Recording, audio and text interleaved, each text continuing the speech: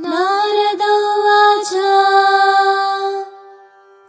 प्रणम्य शिरसा देवम् गौरीपुत्रं विनायकं भक्तावासं स्मरे नित्यम् आयुः कामार्थसिद्धये प्रथमं वक्रतुण्डं च एकदन्तं द्वितीयकं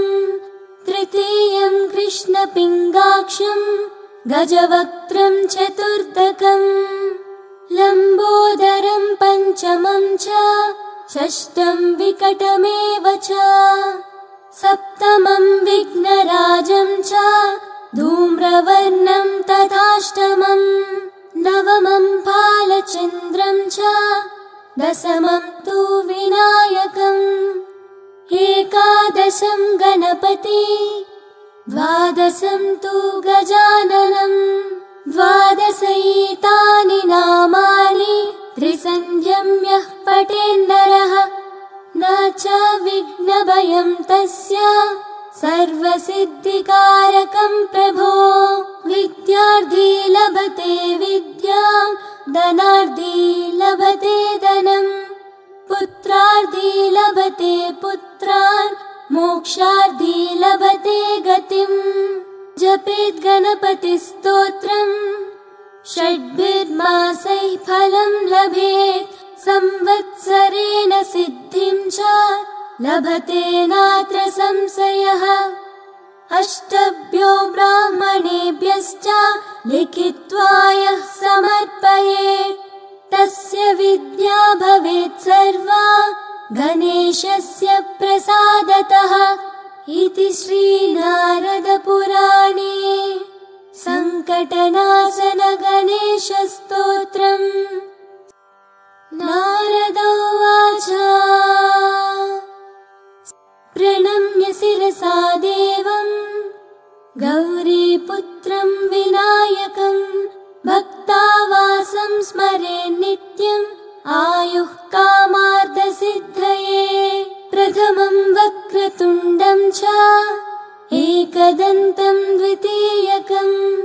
तृतीयं कृष्णपिङ्गाक्षं गजवक्त्रं चतुर्थकं लम्बोदरं पञ्चमं च षष्ठं विकटमेव च सप्तमं विघ्नराजं च धूम्रवर्णं तथाष्टमं नवमं फालचन्द्रं च दशमं तु विनायकम् एकादशं गणपति द्वादशं तु गजाननं द्वादशैतानि नामानि त्रिसन्ध्यं यः पठेन्नरः न च विघ्नभयं तस्य सर्वसिद्धिकारकं प्रभो विद्यार्थी लभते विद्यां धनार्थी लभते धनम् पुत्रार्थी लभते पुत्रान् मोक्षार्थी लभते गतिम् जपेत् गणपतिस्तोत्रम्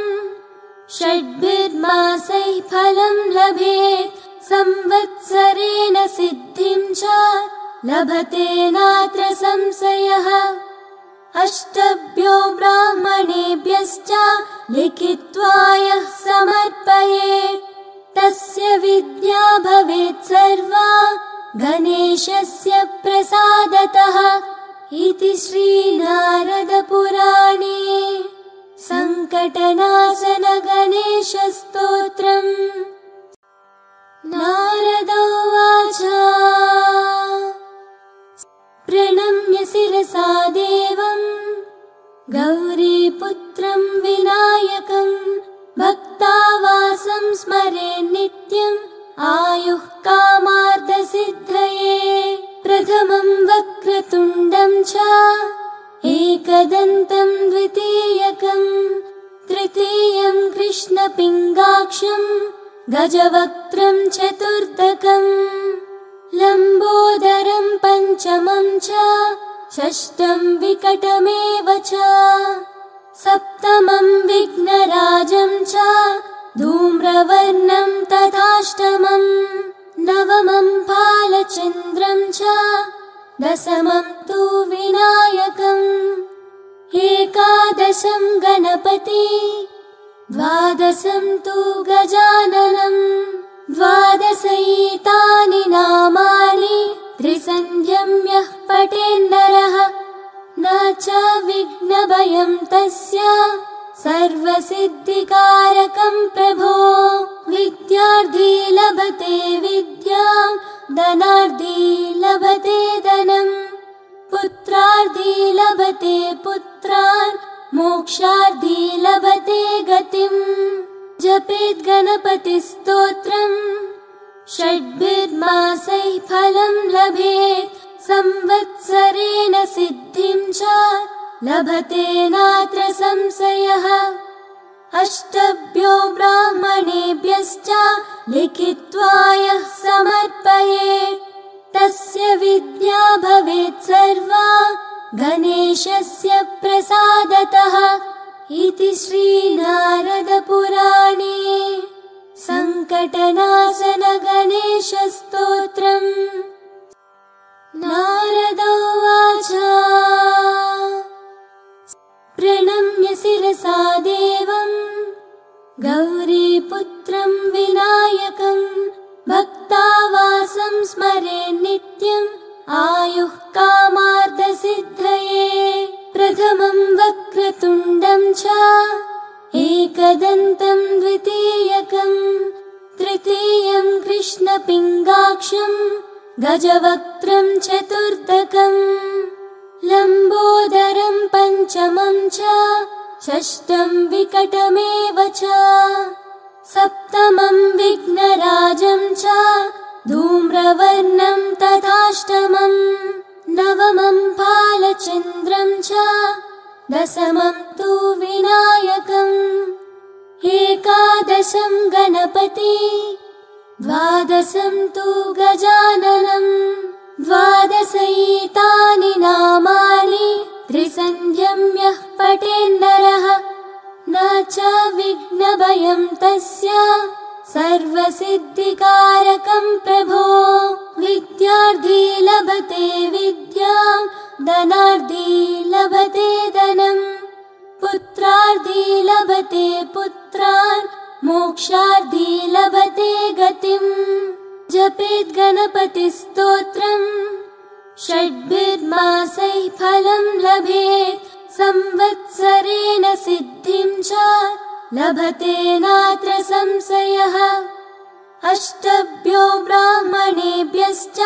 लिखित्वा यः समर्पयेत्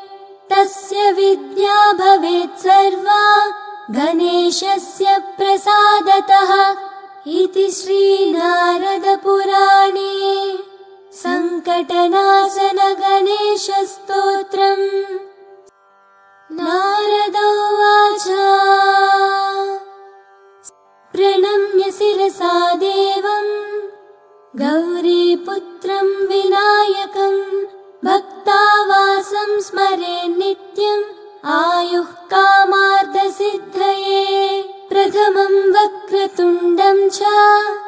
एकदन्तं द्वितीयकं तृतीयं कृष्णपिङ्गाक्षं गजवक्त्रं चतुर्थकं लम्बोदरं पञ्चमं च षष्ठं विकटमेव च सप्तमं विघ्नराजं च धूम्रवर्णं तथाष्टमं नवमं बालचन्द्रं च दशमं तु विनायकम् एकादशं गणपति द्वादशं तु गजाननं द्वादशैतानि नामानि त्रिसन्ध्यं यः पठेन्नरः न च विघ्नभयं तस्य सर्वसिद्धिकारकं प्रभो विद्यार्थी लभते विद्यां धनार्थी लभते धनम् पुत्रार्थी लभते पुत्रान् मोक्षार्थी लभते गतिम् जपेत् गणपतिस्तोत्रम्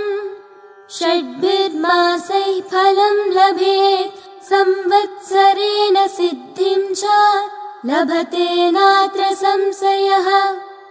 अष्टभ्यो ब्राह्मणेभ्यश्च लिखित्वा यः समर्पयेत् विद्या भवेत् सर्वा गणेशस्य प्रसादतः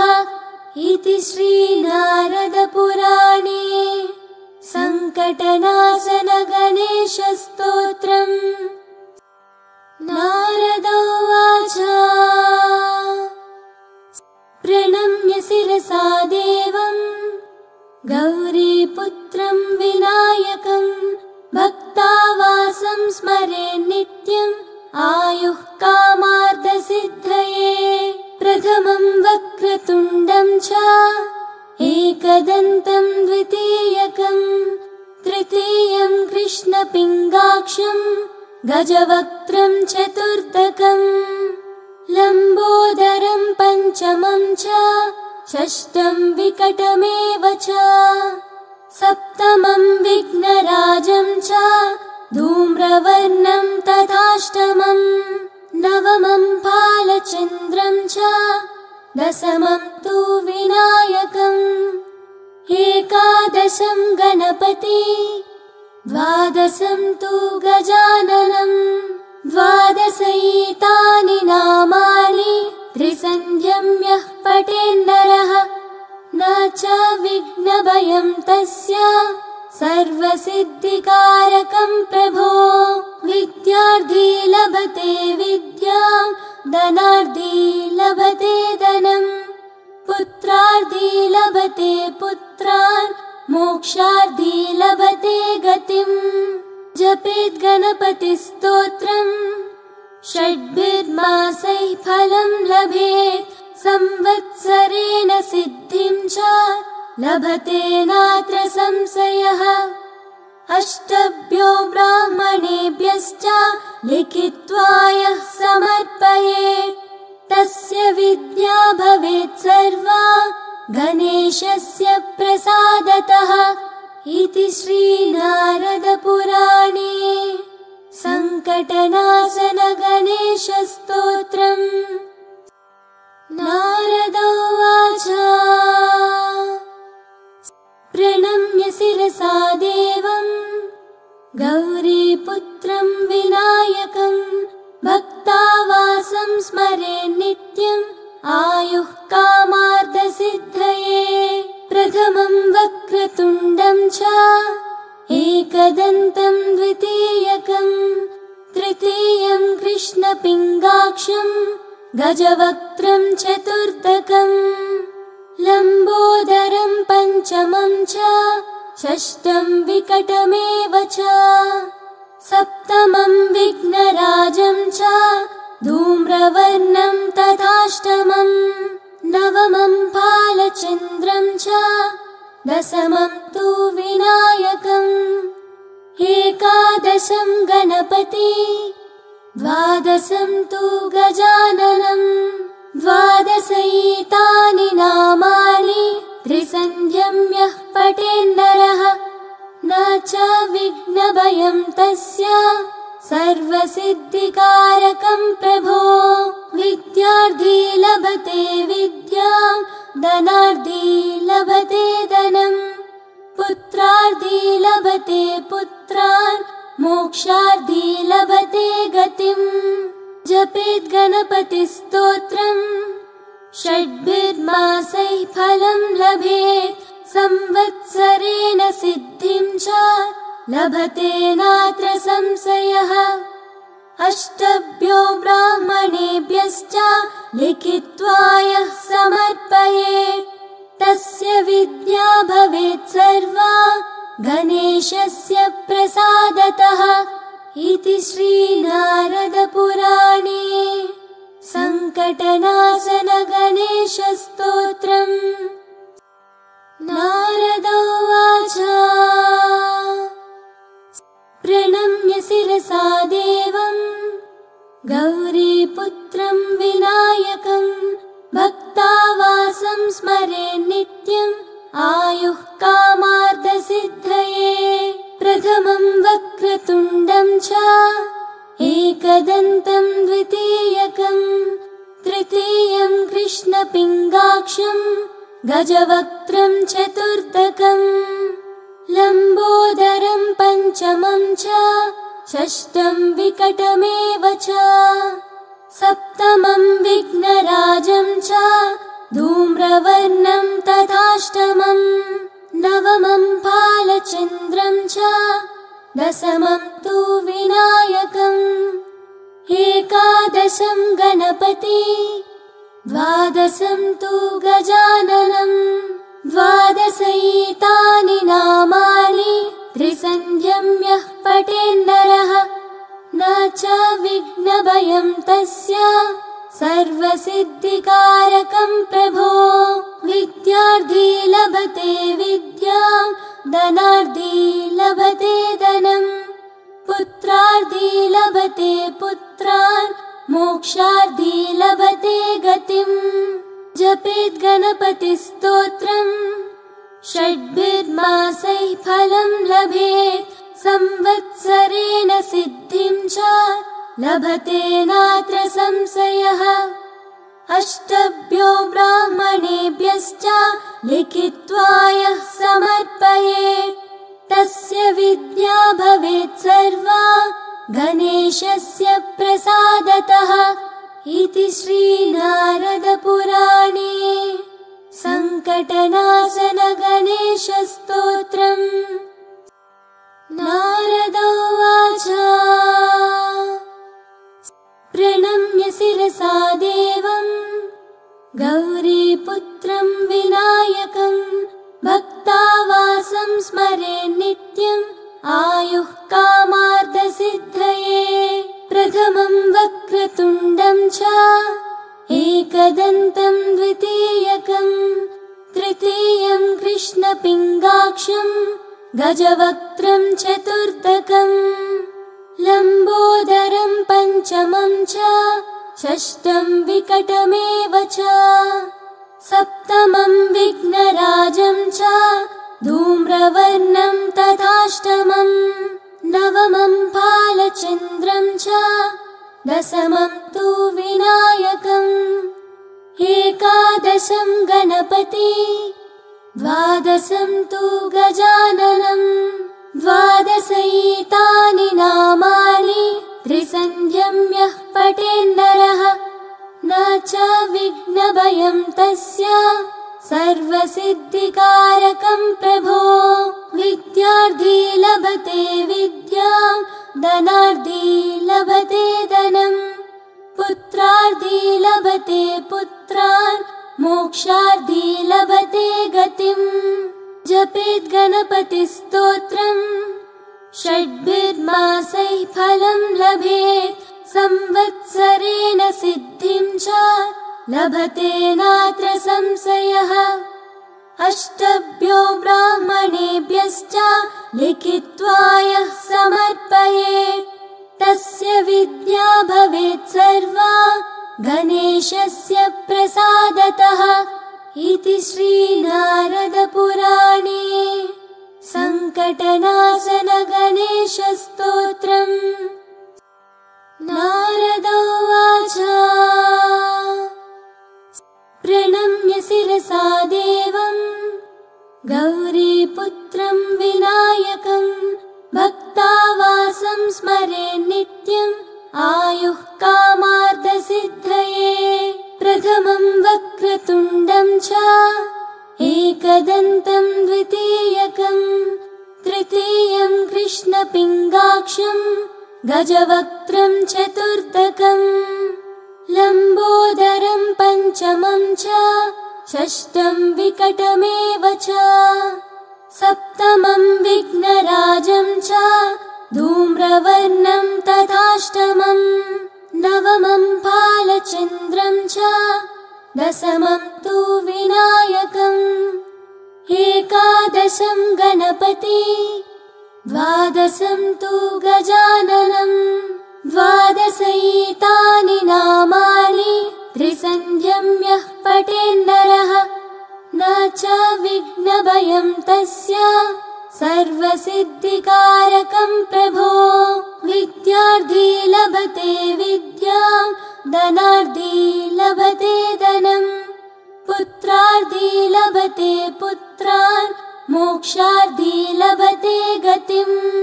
जपेत् गणपतिस्तोत्रम्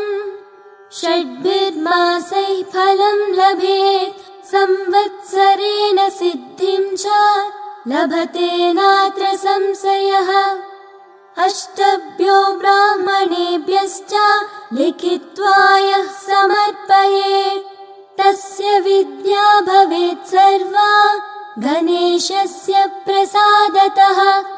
इति श्रीनारदपुराणे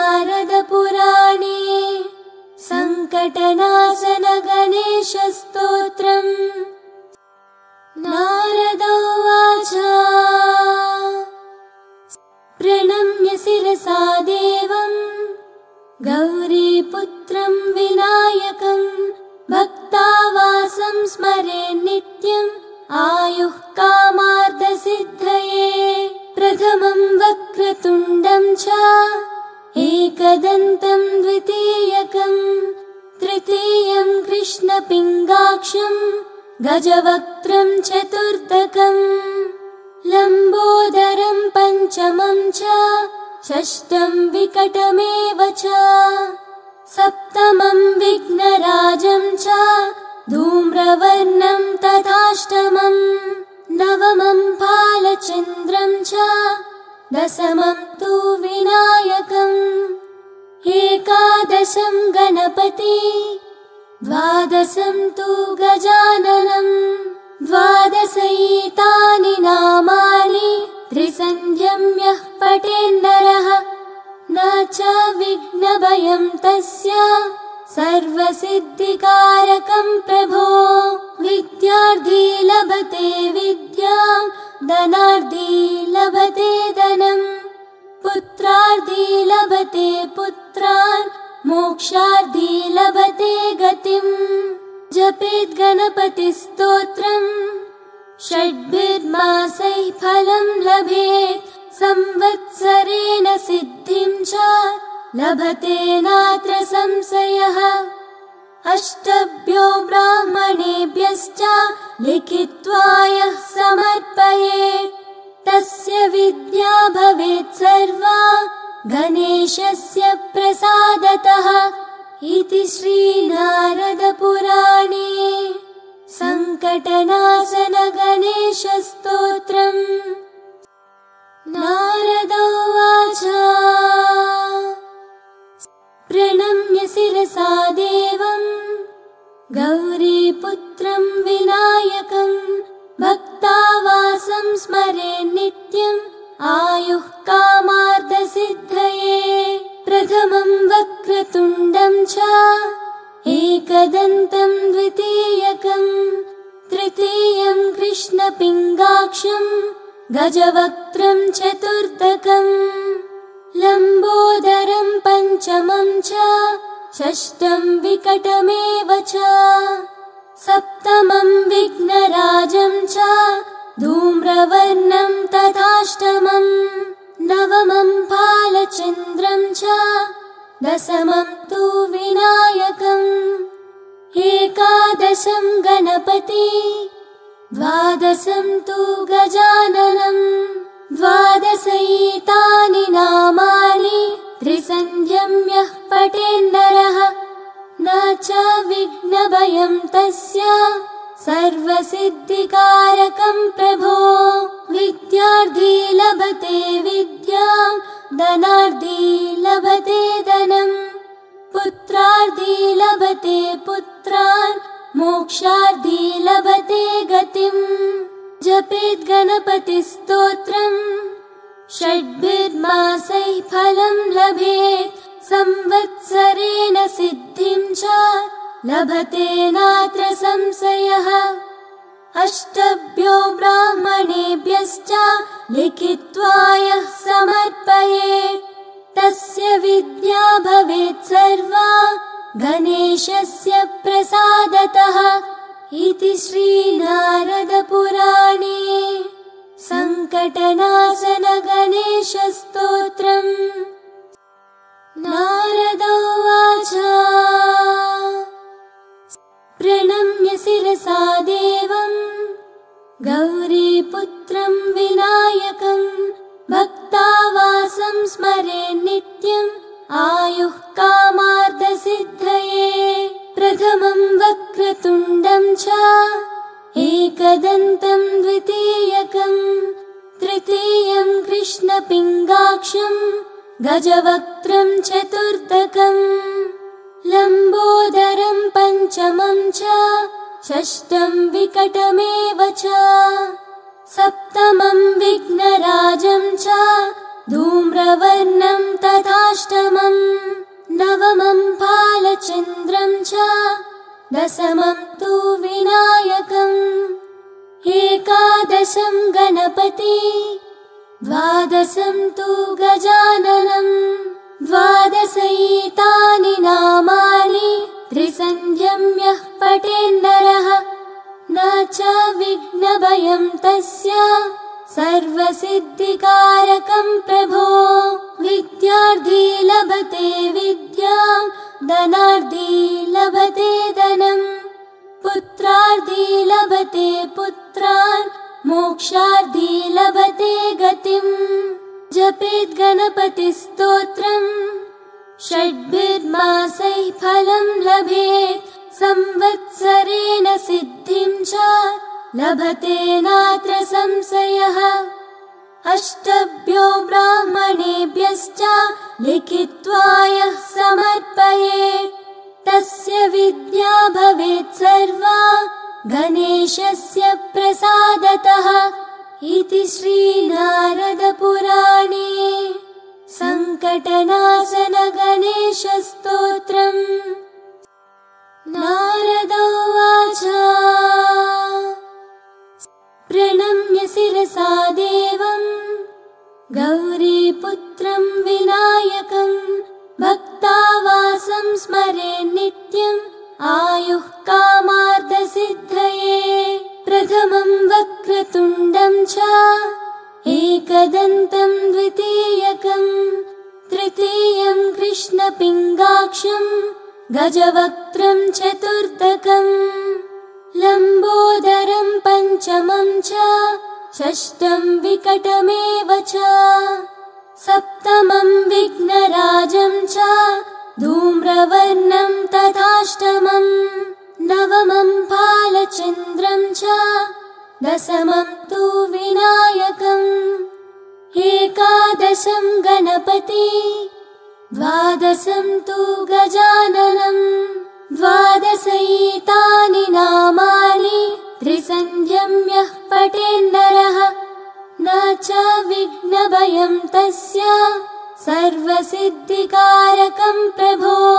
विद्यार्थी लभते विद्यां धनार्थी लभते धनं पुत्रार्थी लभते पुत्रान् मोक्षार्थी लभते गतिम् जपेत् गणपतिस्तोत्रम् षड्भिर्मासैः फलं लभेत् संवत्सरेण सिद्धिं च लभते नात्र संशयः अष्टभ्यो ब्राह्मणेभ्यश्च